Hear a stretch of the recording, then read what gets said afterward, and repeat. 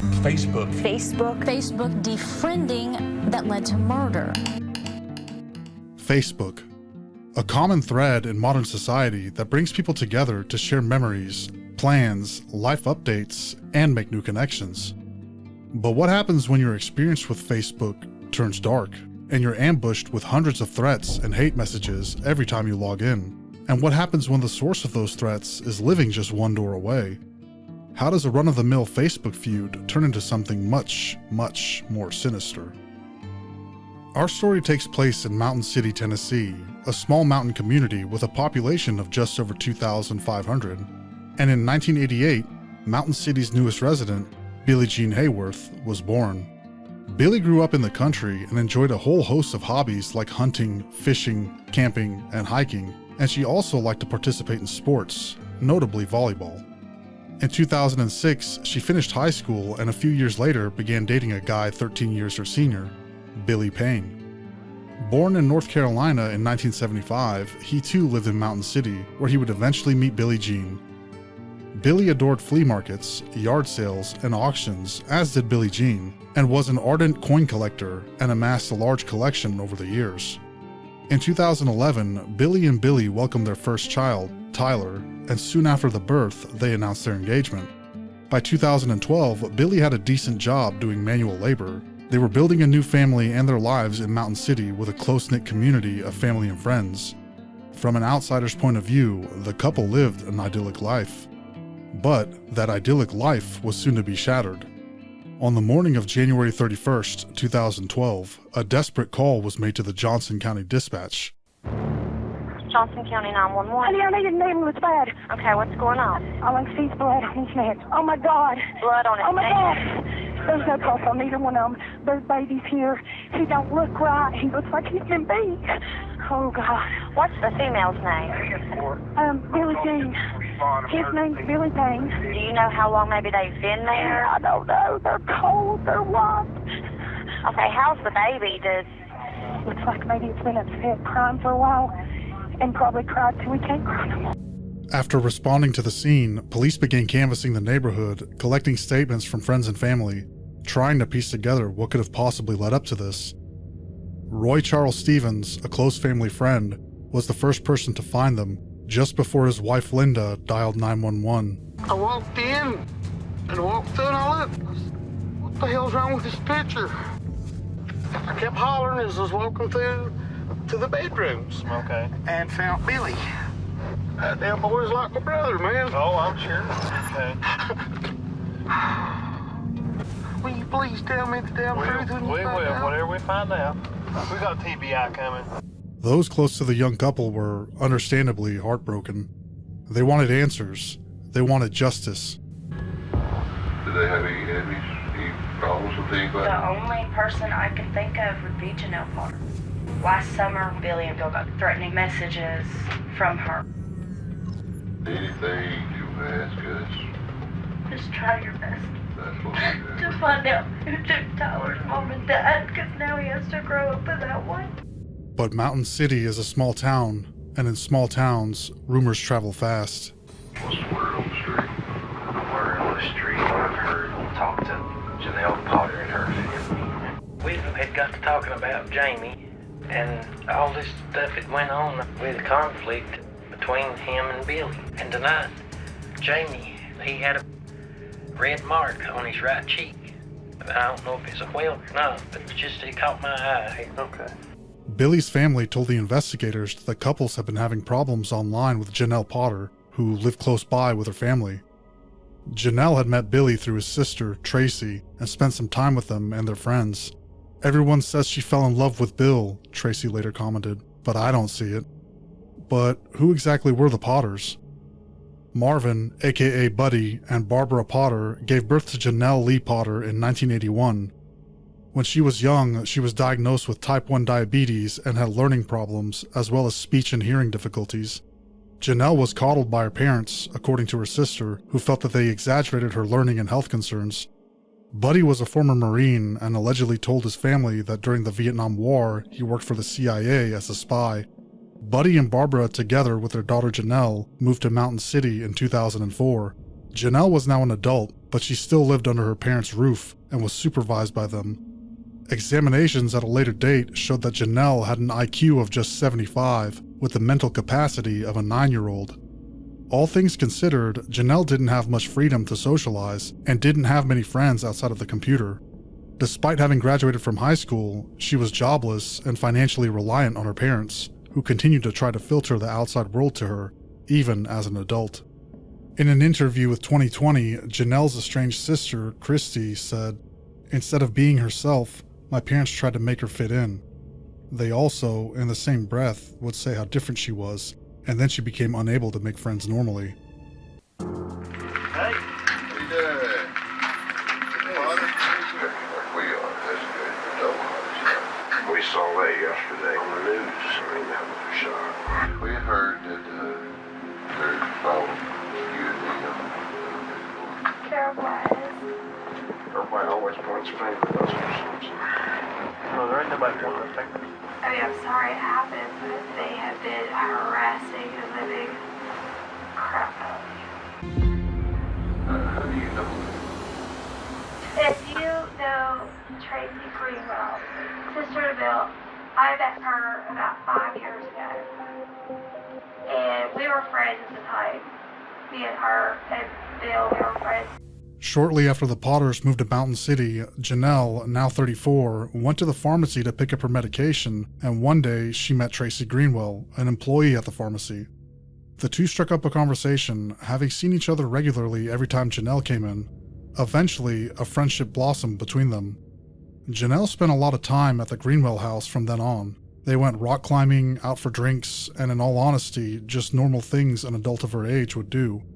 It was clear to Tracy that there was a stark contrast between how Jenelle lived versus how normal functioning adults would.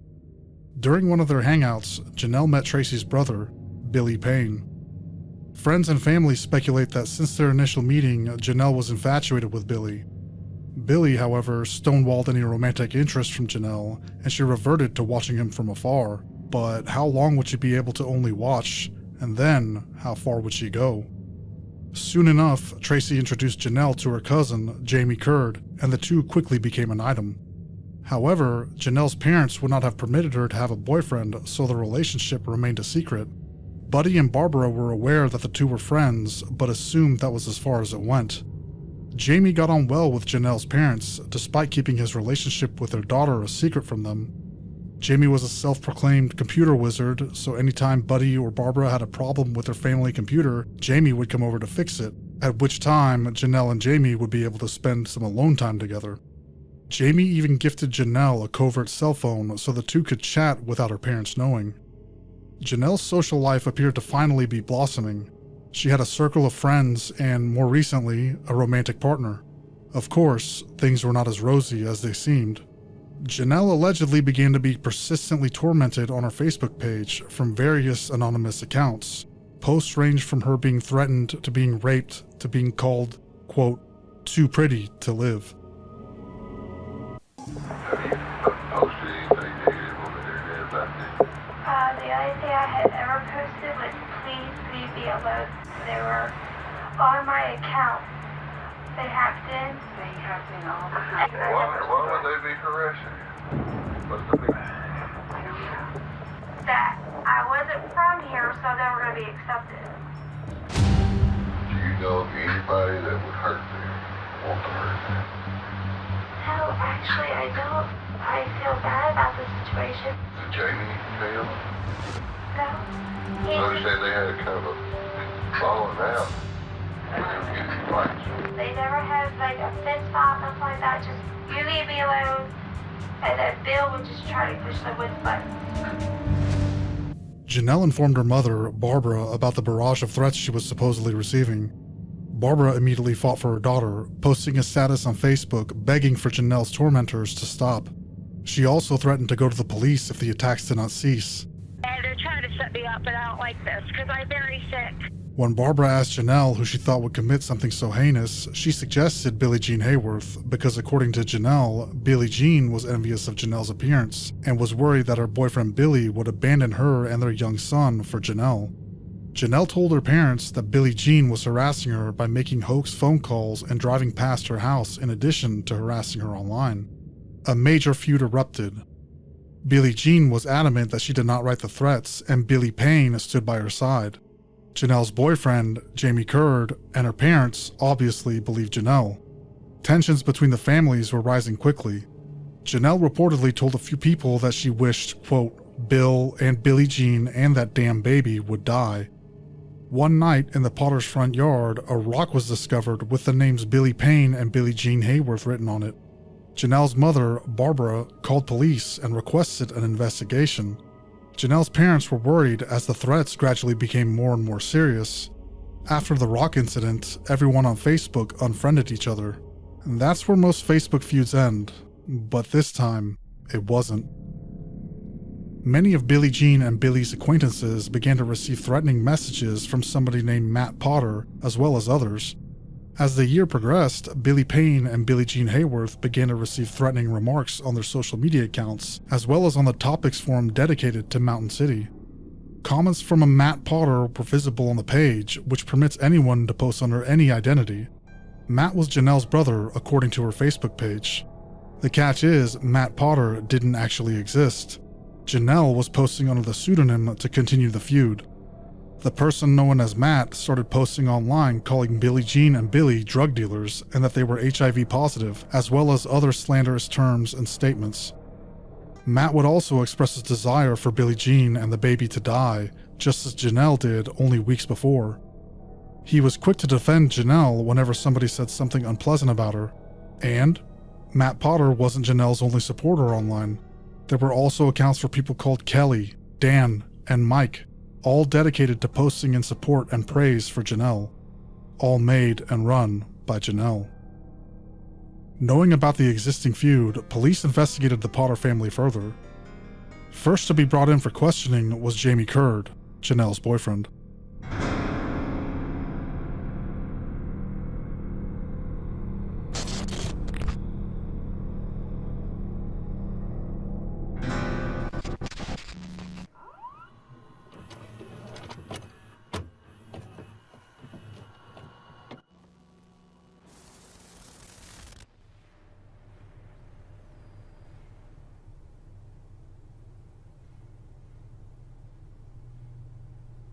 You understand why we won't talk to you, right? Just to find out what I heard. You are one of the few people that we found that Billie's had any problems. Could you explain to me what kind of problems y'all were having? He got mad, but I mean, me and Bill, like I say, we're cousins, but like brothers. Did you kill Billie or Billie Jean? No. Did you participate or know that they were going to be killed before they were killed? No. If you were given an opportunity to take a polygraph examination, you took it, how would you do on it? Like I say, I mean, hell, he's my brother. Ain't no way I couldn't hurt him. Jamie sticks to his story. He wasn't involved. But Jamie failed the polygraph test, and in particular, showed deception around knowing the identity of the double killer. You know what bothered you more than anything? The one you had the biggest problem with was number 7. Do you know for sure who killed those people? After testing you, Jamie, I'm not guessing about that anymore. I know you know who killed those people. By telling Jamie that he had failed the test, TBI detectives were quickly able to begin wearing him down in hopes of getting the truth about what happened to the young parents. Questions that bother you the most, and you need to be honest about it. Which ones bother you the most? Just run that one if I was there, cause that bothers you? Let me ask you about when you're there. Your heart thing just goes up. One question if you want to answer me is the CIA here? CIA? Oh. No. Jamie appears to be the weakest link and vital for detectives to use to get the truth. But then Jamie says something which took detectives by surprise. Why would the CIA be involved in a small-town homicide? Well, the fake accounts of Matt, Kelly, Dan, and Mike weren't the only non-existent parties. Whilst the feud was ongoing, a CIA spy named Chris approached Jamie and Barbara Potter, claiming to be a friend of Jenelle's who was keeping track of the harassment she was receiving online. Over time, Jenelle and Barbara developed a close bond with Chris through hundreds of email exchanges, with Barbara even going so far as to call Chris her son. Chris informed Barbara that he was seeking to reinstate Buddy Potter as a CIA agent. Remember how Buddy worked for the CIA after Vietnam? All lies, but something someone in his close circle would know. Chris, the mysterious CIA operative who communicated only through emails and provided no reason to be believed as legitimate by the family, further claimed that the CIA told him to reinstate Buddy Potter and that his official CIA documents and identification would arrive soon. The CIA required him to move quickly, Chris said. Buddy Potter was ordered by his CIA handler, Chris, to assassinate Billie Jean Hayworth and Billy Payne, and when Jamie Curd was taken in for questioning, he hoped the CIA would be present to take over the investigation and assure local authorities that they had acted under the government's orders. You know, Jamie, I think you got into a bunch of stuff that you had no control over. I know there's been an ongoing feud between you and your cousin. Jenelle put stuff on Facebook about Billie Jean and well, here's what Bill got mad at you about because you went and get some blood. Hey, it was more him having against me. Well, either way, it don't matter, you know. But country mountain people bleed blood thicker than anything in the world. He couldn't forgive you for that. He just knew his best cousin, the boy he grew up with, thought of as his brother, went against blood. I don't believe you're a bad guy, but I think you've been convinced or talked into doing something you didn't want to do. Nobody believes you acted alone in this, okay? Nobody does. But we got to talk about Jamie Curd right now, okay? Now, I got a pretty good idea who got it, but he was already dead at that point. Detectives need to switch tactics. Jamie has been denying any involvement in the crime up until this point. He has been presented with evidence such as the polygraph test and also given an out, but he still isn't taking the bait. At this point, the detectives begin to humanize the victims to their believed perpetrator, reiterating that Billie was murdered whilst holding her baby in order to try and elicit some kind of emotional response out of Jamie. Here's what I think. I think they talked you into doing something and then you were there and it happened. And I think Buddy had a good tonight. If you don't do something, I'm going to leave you laying here with these two. Were you the only person there when they were killed? I wasn't there. Everybody's been pointing fingers at me. It takes a cold-blooded, hateful person to shoot a woman holding a baby. It does. It does. I don't think you're that type of person. This is called maximizing and minimizing, a technique used sort of like a whiplash would feel in a car crash. The detectives are switching between being kind, saying he wasn't the one at fault, to calling him a cold-blooded person, and at this point, back to saying they didn't believe it was him, getting up close to the suspect and even touching him. Pay close attention to the detective's hand in the next part. I think you got caught up in something bad, something that you couldn't control. Was it because that you love and care for Jenelle that much? You trying to protect her, trying to keep Billie and Billie Jean away from her? It's eating you up. All you have to do is say who else was involved. Was the other people there? Or was it just you by yourself? When the detectives are attempting to lead Jamie into telling them his accomplices for the crime, his hand is firmly on his shoulder. When the detective asks if it was just him by himself, he quickly moves his hand away. These unspoken signals are to try and show Jamie that by confessing who was with him during the murders, that's okay, and he has people around him to support him, going back to the he just got caught up in something narrative that the detectives are pushing to try and get a confession. I didn't do it. Who did it? Who shot him? You know who it is, Jamie. Who had the gun? He did. He who?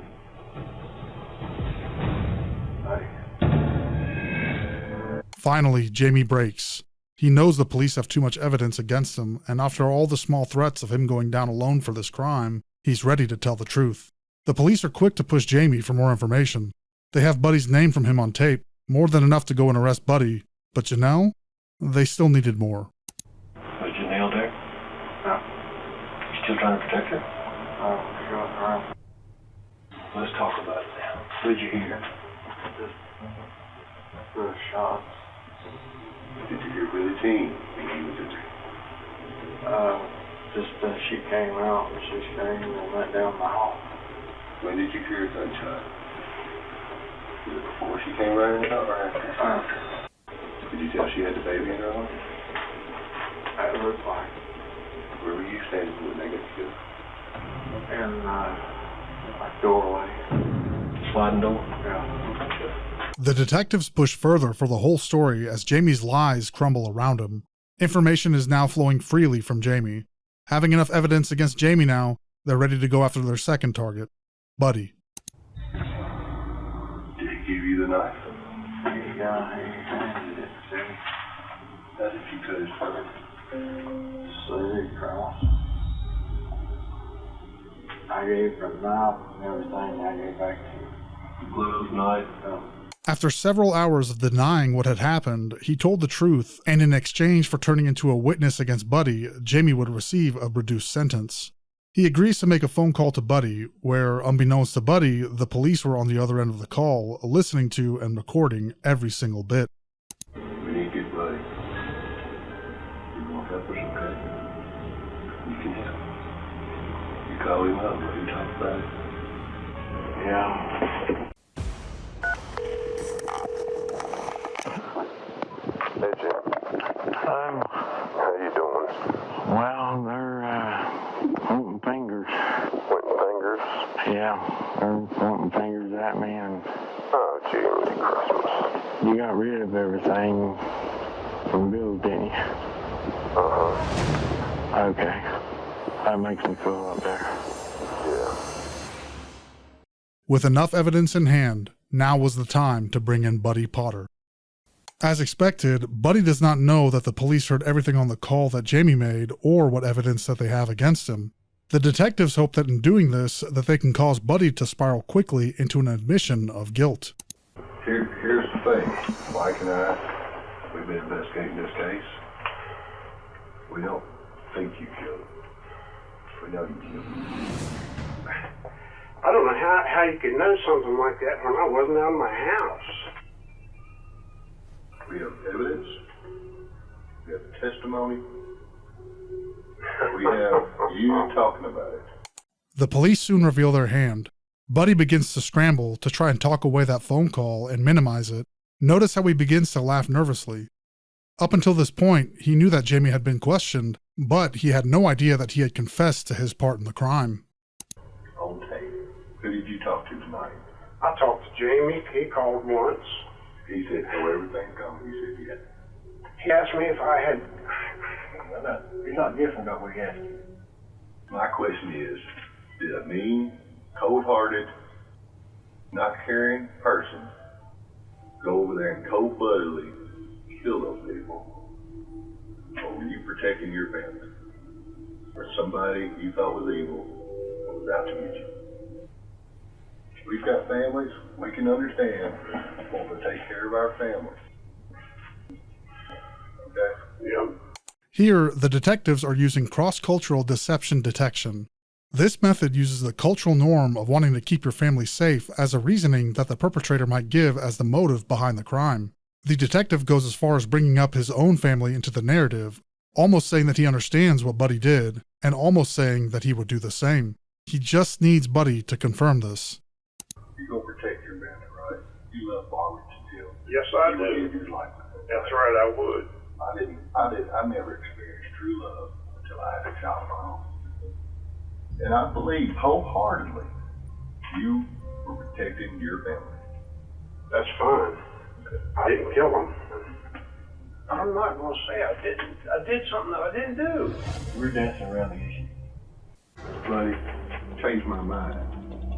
Change my mind. How can I change your mind? I dare you to change my mind. How in the world The only way you can change my mind is to tell me the truth, buddy. I have told you the truth. Well, You're really not, buddy. Hey, start this story over with once upon a time and land far, far away, because the only thing you told us tonight, this morning, is a fairy tale. And you know it, Mike knows it, I know it, the entire Johnson County Sheriff's Office I knows don't it. believe that. Yeah. I can't change. Tired of being nice to you, buddy. Tired of giving you opportunity after opportunity to keep your ass from getting in a bind, to keep Jamie Kirk from throwing you under the bus. This type of blunt aggressiveness from the detectives is done in hopes of eliciting an emotional response from Buddy. When someone who is innocent is questioned in this manner, they typically answer aggressively, mirroring the emotions of the detectives. In this case, the police know Buddy is guilty, and he falls right into their hands by answering back in a fake, defeated manner, repeating the phrase, "I can't," because he still does not know what other evidence they have against him. You're not a man. You won't stand up and take your lumps like a man. We've all made mistakes in our lives. Some of them we can try to fix, some of them we can't, but the ones we can't, we can stand up and be a man, take responsibility for it. And you will not do that. It's over. It's over. You got rid of everything from Billie Jean. Okay. You got rid of everything from Billy, didn't you? Uh-huh. You can sit down, that's your voice. But you talking to Jamie there? That's me. Admit that. Finally, the detectives have a small admission. They quickly move to gain more information before Buddy realizes the trap he's fallen into or asks for a lawyer. Well, you know it's over. You know we got it. I just bring it to you. I'm not man.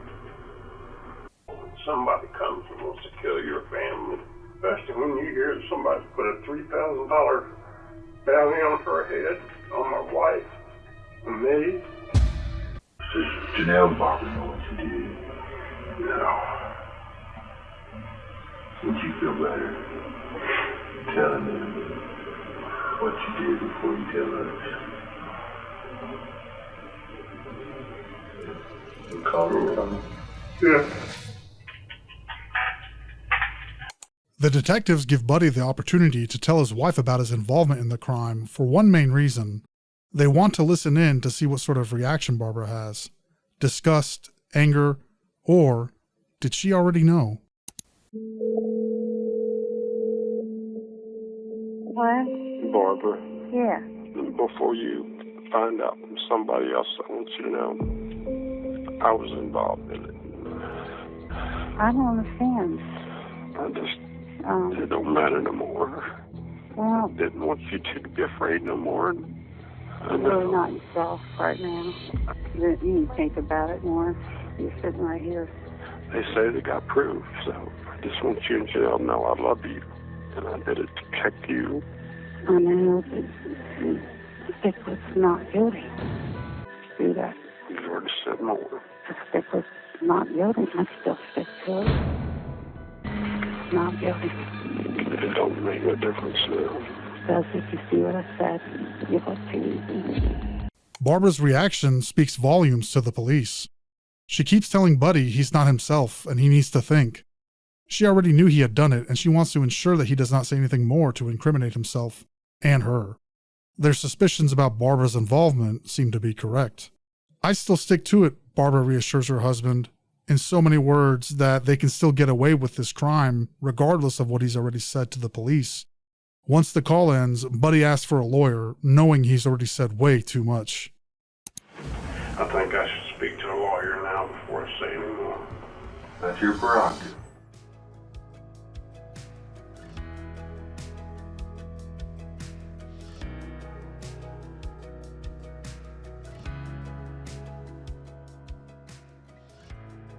Immediately after Buddy was questioned, a search warrant was executed on the Potter's home. Several guns and knives were discovered during the search of the house, but they also discovered photographs of Billie Jean ripped in two. In a shocking display of defiance, Barbara was also caught ripping up sheets of paper in front of the detectives, and she would be charged with the tampering and destruction of evidence for that as well.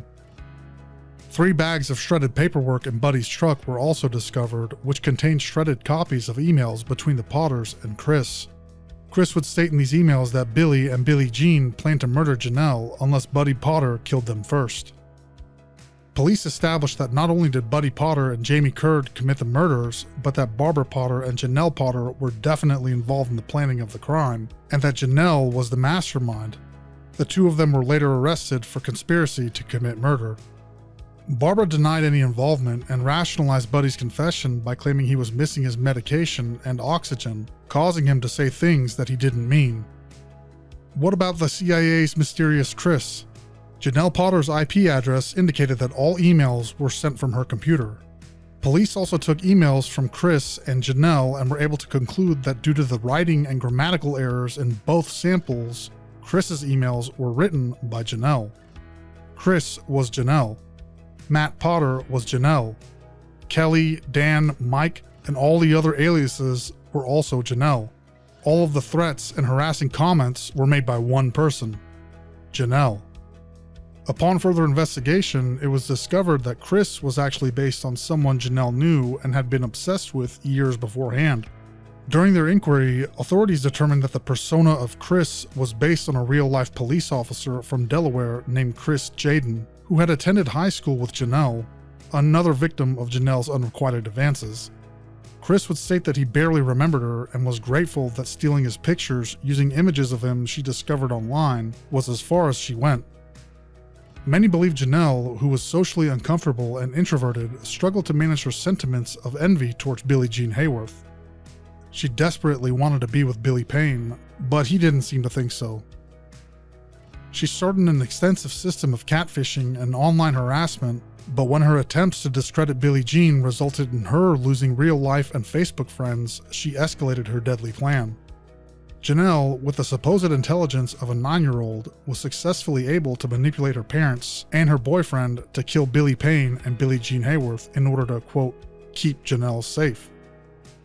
3 years after the slayings, Jamie Curd received 25 years in prison in exchange for his testimony against the Potters. Jenelle, Barbara, and Buddy Potter were all found guilty of the murders, and each of the Potters received 2 life terms, one for each victim.